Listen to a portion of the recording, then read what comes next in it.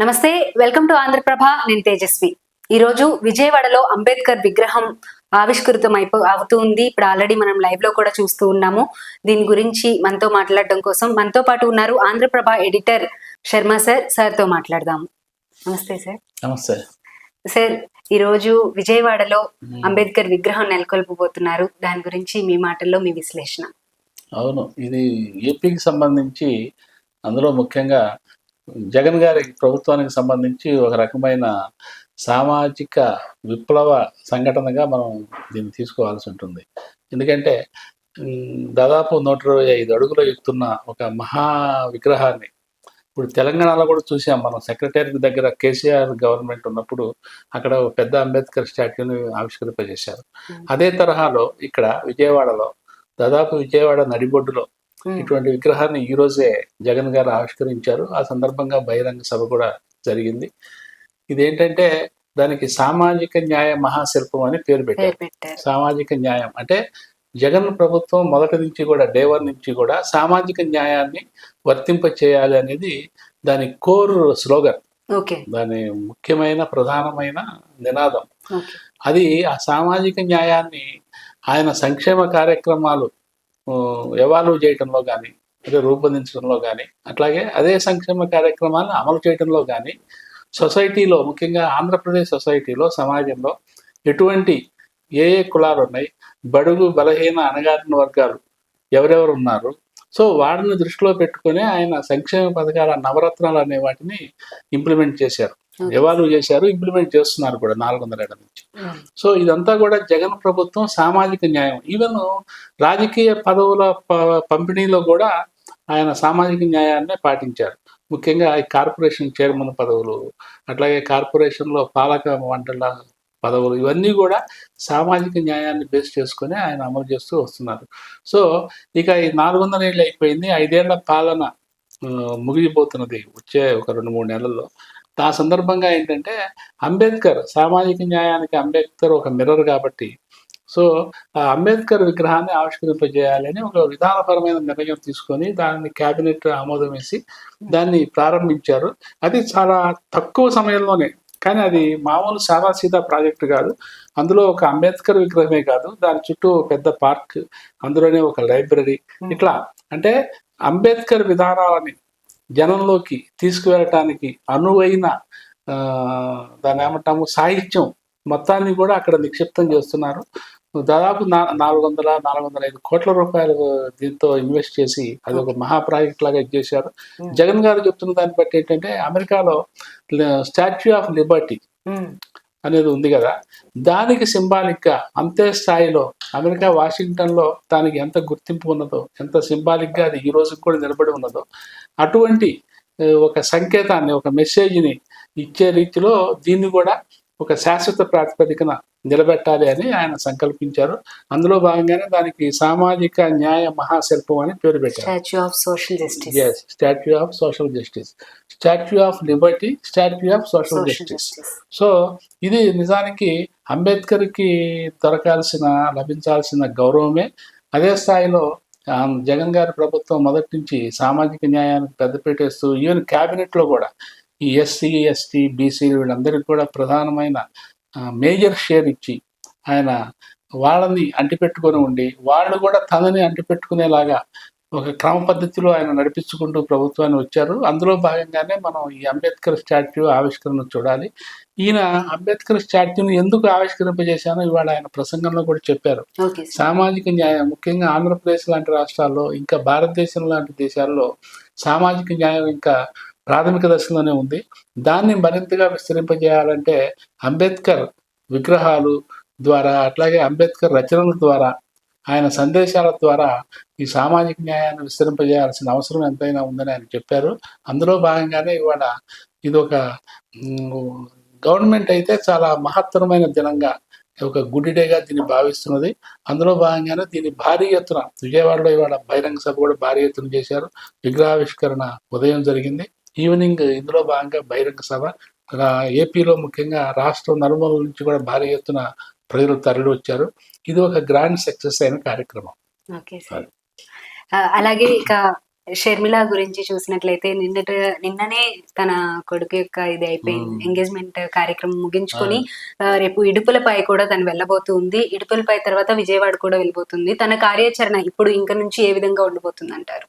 అవును, షర్మిల గారు ఆంధ్రప్రదేశ్ కాంగ్రెస్ కమిటీ అధ్యక్షురాలిగా నియామకం అవటము, ఆవిడ దానికి బాధ్యతలు తీసుకోవటం మిగిలింది. మధ్యలో వాళ్ళ ఇంట్లో ఒక శుభకార్యాన్ని తాలూకు కార్యక్రమం వల్ల కొంచెం ఒక రోజు 2 రోజులు ఆగాల్సి వచ్చింది. ఆమె నిన్న కూడా ఆ ప్రోగ్రామ్ అయిపోయింది. ఇక రేపు ఆమె ఇడుపులపాయలు పోతున్నారు. ఇడుపులపాయలు అక్కడ ఆమె పిసిసి ప్రెసిడెంట్గా ఏపీ కాంగ్రెస్ నాయకుల సమక్షంలో ప్రమాణ స్వీకారం చేసి బాధ్యతలు స్వీకరిస్తారు. అందుకు సంబంధించి ఆమె ఇప్పటికే ఆంధ్రప్రదేశ్లో ఉన్న సీనియర్లు, ఇతరత్ర నాయకులతో వాళ్ళందరితో కూడా మాట్లాడి వాళ్ళని ఇడుపులపైకి ఆహ్వానించినట్టుగా మన దగ్గర ఉన్న సమాచారం.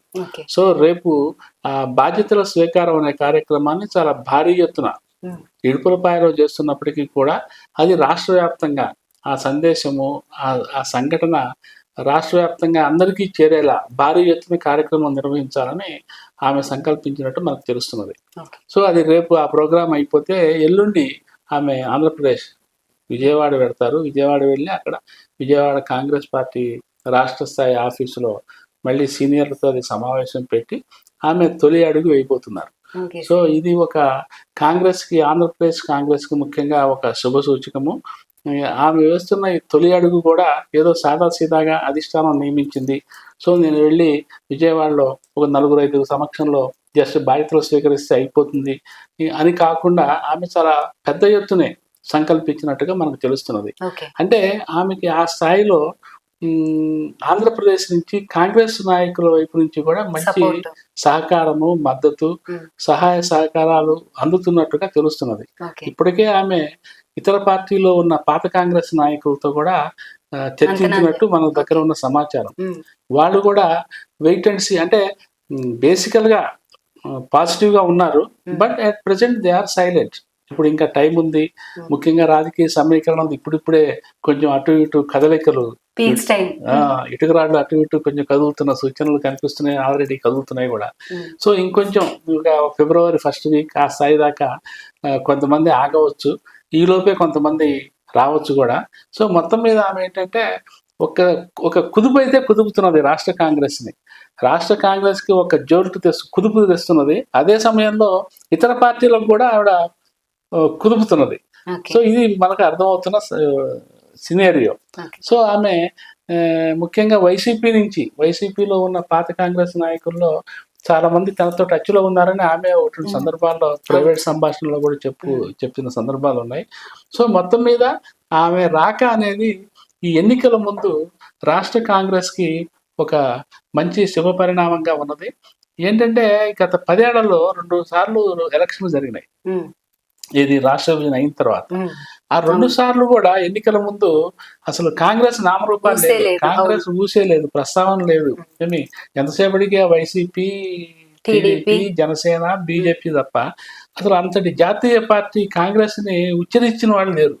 కానీ ఇప్పుడు సిచ్యువేషన్ మారిపోయి అసలు ఇప్పుడు ఆంధ్రప్రదేశ్ కాంగ్రెస్ వైపు చూస్తున్నది. ఎందుకంటే అంత మాత్రాన కాంగ్రెస్ ఇప్పుడు ఏపీలో అధికారంలోకి వస్తుందని కాదు, కానీ వాళ్ళ చూపంతా ఏంటంటే కాంగ్రెస్ లో ఏపీ కాంగ్రెస్ లో ఉనికి చాటుకుంటే ఇది ఢిల్లీ లెవెల్లో జాతీయ కాంగ్రెస్ కి ఏదన్నా కొంచెం పరిస్థితులు మారి అనుకూలమయ్యి అక్కడ గనక కాంగ్రెస్ అధికారంలోకి వస్తే ఆంధ్రప్రదేశ్ పరిస్థితి మారుతుంది, దాని ఫ్యూచర్ మారుతుంది.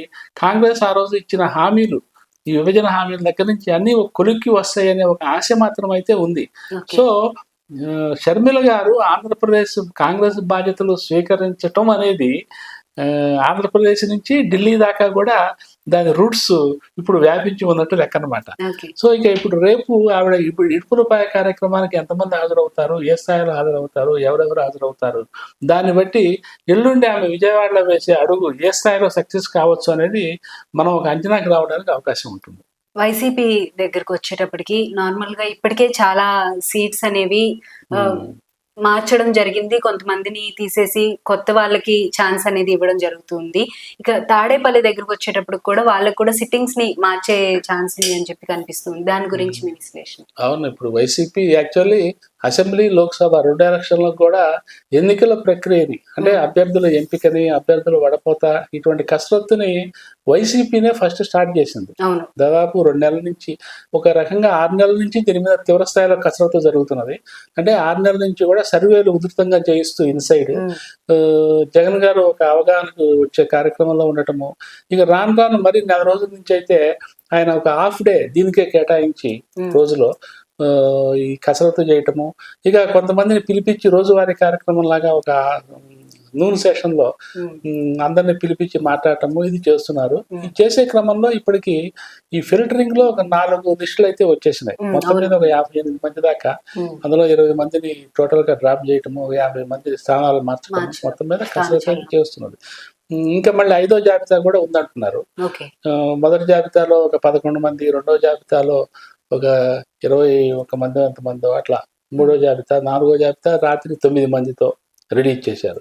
ఇక 5వ జాబితా కూడా మళ్ళీ కసరత్తు జరుగుతున్నది. ఈ రోజు కూడా తాడేపల్లి క్యాంప్ ఆఫీస్ కి కొంతమంది వచ్చారు, డిస్కషన్లు జరుగుతున్నాయి.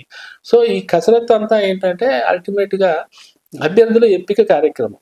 ఓ పక్కన Telugu Desam, Janasena and BJP inside ఒక ప్రాసెస్ అయితే స్టార్ట్ చేశారు, కానీ వాళ్ళు ఇట్లా ఓపెన్ గా ఖరారైన అభ్యర్థులను ప్రకటించడాలు, ఇట్లా విడతల వారీగా జాబితాలు తయారు చేయటము లేదు. సో దీనివల్ల ఏమైందంటే, అరే జగన్ గారు ఏంటి వైసీపీలో ఇంతమందిని తొలగించేస్తున్నారు, ఇంతమందిని మార్చేస్తున్నారు, ఈ సీటు నుంచి ఆ సీటుకి మార్చేస్తున్నారు అని విపక్షాలు ఒక రకంగా దాన్ని ఒక ఇష్యూ చేయడానికి ఉపకరించింది. కానీ అది మరి రేపు ఒక తెలుగుదేశం దగ్గరికి వచ్చేసరికి, జనసేన దగ్గరికి వచ్చేసరికి వాళ్ళకు కూడా ఇదే ప్రాబ్లమ్స్ ఉంటాయి. ఇప్పుడు ఏ ఎన్నికైనా ఏ పార్టీ ఉంటారు కదా, అభ్యర్థుల ఎంపికలో మార్పులు, చేర్పులు, డ్రాపులు ఇవన్నీ సహజం ఉంటాయి. కాకపోతే ఏంటంటే ఫస్ట్ వైసీపీ స్టార్ట్ చేసేసరికి వాళ్ళు దీన్ని ఒక అవకాశంగా తీసుకొని, అంటే అందులో కూడా కొంత లాజిక్ లేకపోలేదు. ఎట్లాగంటే ఇప్పుడు 5 ఏళ్ళు మీరు ఎంపిక చేసిన అభ్యర్థులే, మీ ప్రభుత్వం సంబంధించిన ఎమ్మెల్యేలే, మీ కార్యక్రమాలని పర్యవేక్షించే ఎమ్మెల్యేలే, మరి వాళ్ళకి గ్రాస్ రూట్ లెవెల్లో ఎందుకు వ్యతిరేకత వస్తున్నది అనేది ఒక బేసిక్ క్వశ్చన్ వస్తుంది. గ్రాస్ రూట్ లెవెల్లో ఇంప్లిమెంట్ చేస్తున్నారు కదా, మరి గ్రాస్ రూట్ లెవెల్లో ఎమ్మెల్యేలకి వ్యతిరేకత వస్తున్నది అంటే అది ప్రభుత్వం కూడా మొరల్ రెస్పాన్సిబిలిటీ తీసుకోవాలి కదా. మరి వాట్ అబౌట్ యూ అనే క్వశ్చన్ వస్తుంది. ఇప్పుడు అపోజిషన్ వాళ్ళు రైజ్ చేసే క్వశ్చన్ ఇదే. కానీ మనం దీన్ని ఎట్లా చూడాలంటే, ప్రభుత్వం సంక్షేమ కార్యక్రమాలు అమలు చేస్తున్నప్పటికీ కూడా గ్రాస్ రూట్ లెవెల్లో ఎమ్మెల్యేల ప్రవర్తన, వాళ్ళ యాటిట్యూడ్, వాళ్ళ మొరాలిటీ ఇవన్నీ కూడా జనం లెక్కలోకి తీసుకుంటారు. ఇప్పుడు తెలంగాణలో జరిగింది అదే కదా. ఇప్పుడు ఎమ్మెల్యేలు కూడా అక్కడ కూడా నిరసన వ్యతిరేకత ఉంది, కానీ కేసీఆర్ గారేమో ఎమ్మెల్యేల మీద వ్యతిరేకత ఉన్నప్పటికీ వాళ్ళకే సిట్టింగ్లకే ఇచ్చారు సీట్లు. అక్కడ సిట్టింగ్లు చాలా మంది ఓడిపోయినారు. సో జగన్ గారు ఏంటంటే దాన్ని బేసిస్ గా తీసుకొని అలర్ట్ అయ్యి, సో సిట్టింగ్ల మీద తీవ్ర స్థాయిలో వ్యతిరేకత ఉన్న చోట్ల మార్చాలని ఆయన సంకల్పించారు. Okay, that is reasonable analysis. అందులో భాగంగానే ఇప్పుడు చేస్తున్నారు. అయితే సహజంగా 400 ఏళ్ళు 5 ఏళ్ళు అయిన తర్వాత ఒక సీటు మళ్ళీ నాకు ఇవ్వకపోతే వ్యక్తిగతంగా సహజంగానే అసంతృప్తులు ఉంటాయి. ఆ అసంతృప్తులు బయటపడుతున్నాయి. తట్టుకోలేని వాళ్ళు వేరే పార్టీలు మారుతున్నారు, అటు నుంచి ఇటు నుంచి ఇటు మారుతున్నారు. సో ఇప్పుడు ప్రస్తుతం ఆ చేరికల పార్టీ నడుస్తున్నది. జనసేనలో కానివ్వండి, టీడీపీలో కానివ్వండి, చేరికల పార్టీ నడుస్తున్నది. అంత మాత్రాన రేపు టీడీపీ నుంచి కూడా ఇటువైపుకి చేరికల పార్టీ ఉండదని మనం అనుకోనక్కర్లా. ఆల్రెడీ ఇప్పుడు కేసినేని, ఒక విజయవాడ కీలకమైన ఎంపీ సీటు ప్రాతినిధ్యం వహిస్తున్న కేసినేని నాని గారు వైసీపీలో చేరారు కదా. సో అవి రెసిప్రోకల్ గా అటు ఇటు ఉంటూనే ఉంటాయి. ఈ ప్రాసెస్ అనివార్యమైన ప్రాసెస్, అదే సమయంలో సహజమైన ప్రాసెస్ కూడా ఇది. సో మొత్తం మీద ఈ జగన్ గారు ఇప్పటికే ఒక 58-60 మంది దాకా మార్పులు చేర్పులు చేశారు. ఇంకా ఒక మొత్తం మీద ఒక 100 దాకా చేరొచ్చు అని జనరల్ గా వైసీపీ 100 కొంచెం అటు ఇటుగా పైచీలకు కూడా జరగచ్చు అని వైసీపీ వాళ్ళే ఊహిస్తున్నది. సో ఇంకా ఈ కార్యక్రమం ఈ నెలాఖరు దాకా కూడా కొనసాగే అవకాశం ఉంటుంది. ఏదైనా సరే అవుట్ ఆఫ్ 175 ఈసారి 175 టార్గెట్ గా పెట్టుకొని పనిచేయాలి కాబట్టి ఈ మార్పులు చేర్పులు వై చేస్తున్నాను నాట్ 175 అని మొదటి నుండి ఎస్ అంటున్నారు. సో అందుకోసం ఈ కసరత్తు తప్ప మీకు వ్యక్తిగతంగా మీ మీద ఎలాంటి ద్వేషాలు లేవు. మీరు రేపు మన గవర్నమెంట్ వచ్చిన తర్వాత మీకు కూడా న్యాయం Importance చేస్తానని మీకు ఆయన ఇండివిజువల్ గా ఒక్కొక్కరిని పిలిచి మాట్లాడుతున్నారు. దానికి ఆ వేవ్ లెంగ్త్ కలిసిన వాళ్ళు ఉంటున్నారు. లేదు అనుకున్న వాళ్ళు వాళ్ళకి వేరే పార్టీల వాళ్ళు అదే ప్లేస్ లో టికెట్లు ఇస్తుంటే వాళ్ళు బయటపడుతున్నారు. ఇది ప్రస్తుతం జరుగుతున్న కార్యక్రమం. Okay sir, thank you so much sir. Okay, thank you. ఇది మొత్తానికి అయితే విజయవాడలో అంబేద్కర్ విగ్రహం అయితే వచ్చేటప్పటికి ఈ రోజు ఓపెన్ చేయడం జరిగింది. విగ్రహానికి స్టాచ్యూ ఆఫ్ సోషల్ జస్టిస్ అని కూడా పేరు పెట్టడం జరిగింది. ఇది తప్పకుండా అందరూ హర్షించదగిన విషయం అనే చెప్పుకోవాలి. ఇక తర్వాత వచ్చేటప్పటికి వైసీపీలో స్థానచలనం అనేది ఇప్పటి వరకు మనం చూస్తూనే ఉన్నాము. ఆల్రెడీ 4 సెషన్స్ అనేవి జరిగాయి కూడా. ఇప్పుడు తాడేపల్లిలో కూడా ఈ స్థానచలనం అనేది జరుగుతుంది. ఈ ప్రాసెస్ అలా జరుగుతుంది. మొత్తం 175 సీట్లలో కూడా దాదాపు 100 పైచిలకే ఈ సీట్స్ ఎక్స్చేంజ్ అనేది జరుగుతుంది అని చెప్పి కూడా చెప్తూ ఉన్నారు.